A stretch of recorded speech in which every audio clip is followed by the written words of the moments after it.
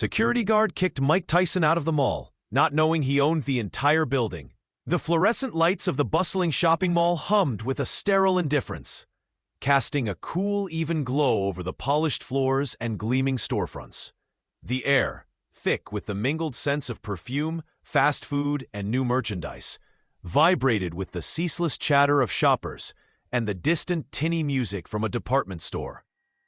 It was a typical Tuesday afternoon, a kaleidoscope of consumerism, where faces blurred into a tapestry of hurried errands and leisurely browsing. The rhythmic clang of shopping carts, the squeak of children's shoes, and the occasional burst of laughter formed a complex symphony of urban life. Amidst this vibrant chaos, a lone figure moved with a quiet, almost deliberate pace, his presence understated. He wore a simple, dark tracksuit, the hood pulled up and a baseball cap low over his eyes, making him blend into the background, just another face in the crowd. He carried no shopping bags, no phone to distract him, merely observing the ebb and flow of humanity around him, a silent, watchful presence, his hands tucked casually into his pockets. He paused briefly by a display of brightly colored sneakers, then continued, his gaze sweeping over the various shops with an almost contemplative air. Suddenly, a sharp, authoritative voice cut through the ambient noise, slicing through the anonymity like a knife. "Hey, you! Sir, I'm talking to you!" A security guard, burly and stern-faced, his uniform stretched taut across his broad chest, strode purposefully towards the hooded figure. His name tag, gleaming under the harsh lights, read Officer Jenkins, and he carried himself with an air of self-importance, his hand resting possessively on the walkie-talkie clipped to his belt. His eyes, small and beady, scanned the hooded man with suspicion. "You've been loitering here for over an hour. We've had complaints about suspicious individuals."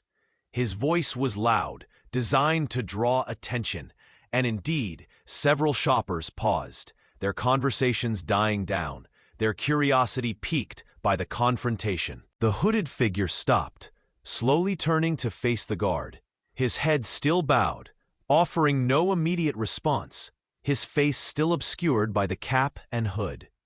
Jenkins, emboldened by the man's silence and the growing audience, puffed out his chest further, enjoying the sudden spotlight. "This is private property. You either start shopping or you leave. Now. We don't want any trouble." The hooded figure remained still, his silence amplifying the tension that now hung in the air, thick and palpable. Jenkins, mistaking the quiet for defiance or perhaps a lack of understanding, stepped closer, his face reddening with irritation. "Did you hear me, old man? I said move it. We don't tolerate vagrants or suspicious characters disrupting our customers' experience here." He gestured dismissively with his hand towards the nearest exit, a clear, arrogant command to depart. A few shoppers exchanged uneasy glances, some whispering amongst themselves, "He does look a bit out of place, doesn't he?" Or, "Security's just doing their job, keeping us safe." The air, now tinged with the metallic scent of impending confrontation, seemed to thicken, pressing down on the onlookers. The guard's eyes narrowed, his patience clearly wearing thin, his jaw clenching. "I'm not going to ask you again. Get out, or I'll make you. We have rules here, and you're breaking them." He took another aggressive step, his shadow falling over the quiet man, a clear act of intimidation, his heavy boots squeaking on the polished floor. The hooded figure still didn't react, his posture unchanged, his hands still tucked into his pockets, a picture of unnerving calm. Jenkins, frustrated by the lack of response and feeling his authority being openly challenged in front of a growing crowd, reached out and roughly grabbed the man's arm, attempting to steer him towards the nearest exit with a forceful tug. "That's it. You're coming with me. We'll handle this at the security office," he growled, his grip tightening, his fingers digging into the fabric of the tracksuit. The hooded man's arm, however, felt like solid oak, unyielding, immovable. Jenkins pulled harder, straining, his muscles bulging under his uniform, but the man didn't budge an inch. A small crowd had now gathered, drawn by the escalating scene, their phones discreetly raised, ready to capture the drama, a morbid fascination in their eyes. "Look at this guy. Thinks he can just hang around and cause trouble," someone muttered from the crowd, a woman with a designer handbag. "Security's gotta be tough these days." The guard, now visibly sweating, his face a mottled red, tried to push the man, but it was like pushing a statue, an immovable force. "You deaf old-timer?" "I said, out! This is your last warning," he shouted, his voice echoing slightly in the vast open space of the atrium, drawing even more attention. The man's cap remained low, his face still obscured, his silence a growing enigma, a puzzle Jenkins was rapidly losing patience with.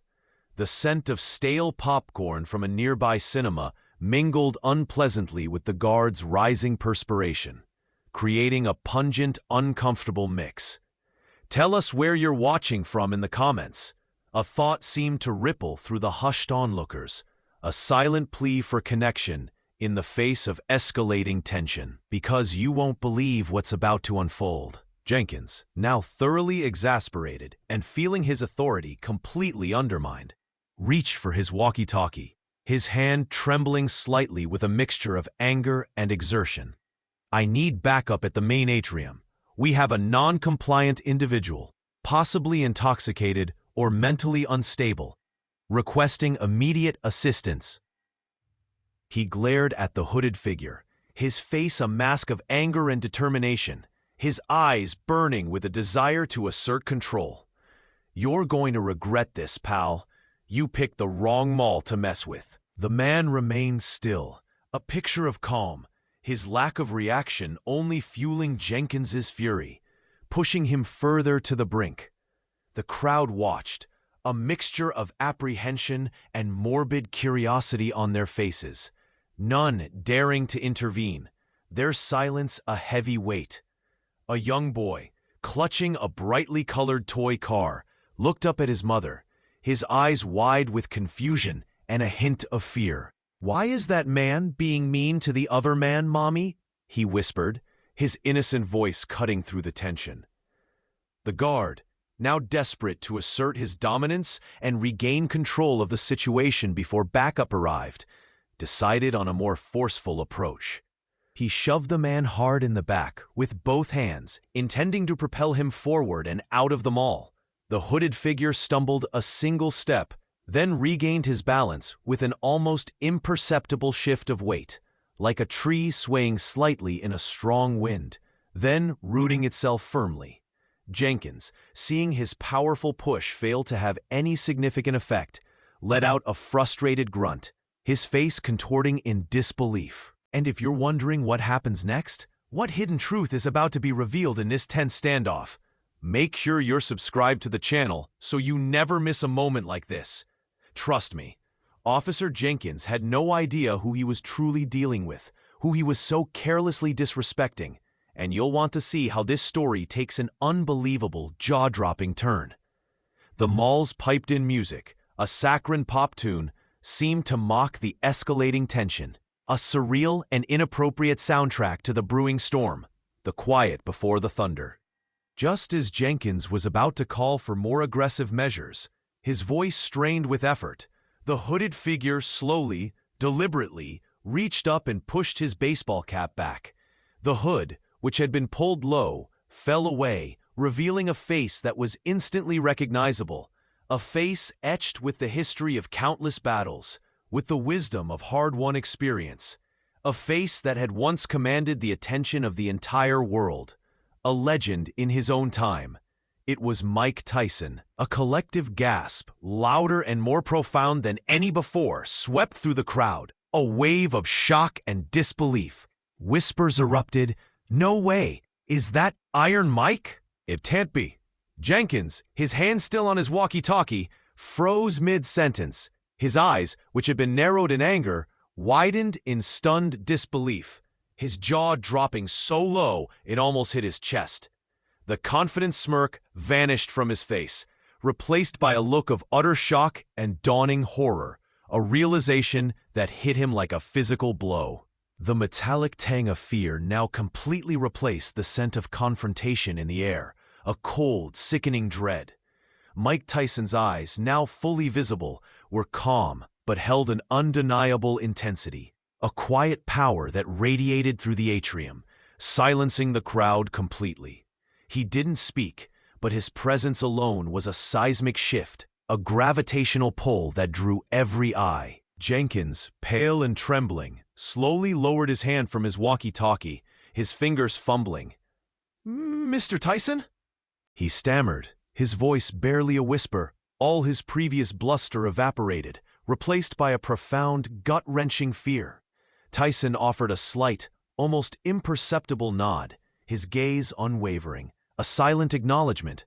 The crowd, now completely silent, watched with bated breath, every eye fixed on the legendary boxer and the terrified security guard, the air thick with anticipation. The young boy, no longer confused, pointed, his eyes wide with recognition and awe. "Mommy, it's Iron Mike, the boxer!" he exclaimed, his voice cutting through the silence. Tyson then slowly reached into his tracksuit pocket and pulled out a small, sleek card. It wasn't a credit card or a driver's license. He held it out to Jenkins, who took it with a shaking hand, his eyes darting from Tyson's face to the card, his mind struggling to comprehend. It was a platinum access card, heavy and substantial, emblazoned with the mall's corporate logo and a name, Michael Gerard Tyson, owner and chairman. Jenkins' face went from pale to ashen, then to a sickly shade of green. He looked up at Tyson, his eyes pleading, his mouth opening and closing soundlessly, like a fish out of water, trying to form words that wouldn't come. The silence in the atrium was absolute, broken only by the distant, muffled mall music, which now seemed to play a mocking tune. Tyson then spoke, his voice deep and resonant, but calm, almost conversational. "I was just taking a walk, Officer Jenkins, observing my investment, making sure everything was running smoothly and that my customers felt safe and respected." His gaze swept over Jenkins, then to the crowd, a silent acknowledgement of their presence, a subtle shift in the power dynamic. Jenkins, utterly humiliated and terrified, stammered, I didn't know, sir. I swear. I was just doing my job, sir. Following protocol." His voice cracked, his bravado completely shattered, replaced by desperate pleading. Tyson simply raised an eyebrow, a silent question hanging in the air, a challenge to Jenkins's definition of doing his job. At that moment, two more security guards, responding to Jenkins's earlier frantic call, arrived, pushing through the now reverent crowd. "What's the situation, Jenkins?" one of them asked, a younger, less experienced guard, but his voice died in his throat as he saw Mike Tyson standing there, holding the platinum card, his face instantly recognizable. Their faces mirrored Jenkins's shock and horror, their own walkie-talkies falling silent. Tyson looked at the new arrivals, then back at Jenkins, his expression serious, his eyes holding a quiet disappointment. "It seems your definition of doing your job needs some serious reevaluation, officer, and perhaps a lesson in basic respect and observation." Tyson then turned his attention to the crowd, a small, almost imperceptible smile touching his lips, a moment of shared understanding. He then looked back at Jenkins, his expression hardening slightly. "This mall is meant to be a place for everyone, a place where people feel safe, respected, and welcome, not harassed, not intimidated, and certainly not by those who are supposed to protect them." He paused, letting his words sink in, their weight undeniable. Jenkins stood frozen, unable to move, unable to speak, his uniform suddenly feeling too tight, too heavy. Tyson then looked at the other two guards, his gaze firm. "I believe Officer Jenkins needs to be escorted out permanently, and I suggest you both take a long, hard look at how you treat people here. Everyone, The two guards, though clearly uncomfortable and intimidated, immediately understood the gravity of the situation. They approached Jenkins, who offered no resistance, his shoulders slumped in utter defeat, his head bowed in shame, his walkie-talkie still clutched uselessly in his hand. As Jenkins was led away, his face a mask of humiliation, the crowd erupted in a mixture of murmurs and applause, a collective cheer of approval. The young boy, his eyes shining, cheered, "Go, Mike Tyson! You showed him!" Tyson offered a small nod to the boy and his mother, a gentle acknowledgement of their support. He then turned and walked slowly towards a nearby polished chrome bench, sitting down as if nothing extraordinary had happened, his presence now a calming, reassuring force. He pulled his cap back down, once again becoming the anonymous figure, but his presence now carried an undeniable aura of respect and quiet authority, a silent guardian. The mall's atmosphere, though still bustling, had changed. Shoppers looked at each other, a shared sense of awe and a newfound understanding of the man who had just walked among them, a legend in their midst. A few minutes later, the mall manager, a frantic woman in a sharp, dark suit, rushed over to Tyson, her face pale with concern and embarrassment, profusely apologizing for the incident. Tyson listened patiently, his expression unreadable, then simply said, "Just make sure it doesn't happen again, Miss Davies. And make sure your staff understands that respect is paramount. Treat everyone with dignity, regardless of how they look or what they're doing." He then rose, adjusted his cap, and continued his walk through the mall. His presence now a silent, watchful guardian, his steps measured and deliberate. He stopped by a small toy store, looking at the display of brightly colored action figures with a thoughtful expression, a faint, almost wistful smile touching his lips, then continued on, disappearing into the crowd, leaving behind a profound impact. The incident served as a powerful reminder to everyone present, a lesson etched into the memory of the mall. Respect isn't earned by a uniform or a title, but by character and humility, by how you treat others. Sometimes the quietest person carries the greatest power, a strength that lies not in aggression, but in conviction and compassion. And true authority isn't about how loudly you assert it, but how quietly you own it, and how you choose to use it to protect dignity and ensure justice, leaving behind a ripple effect of bravery and hope that resonated long after he was gone.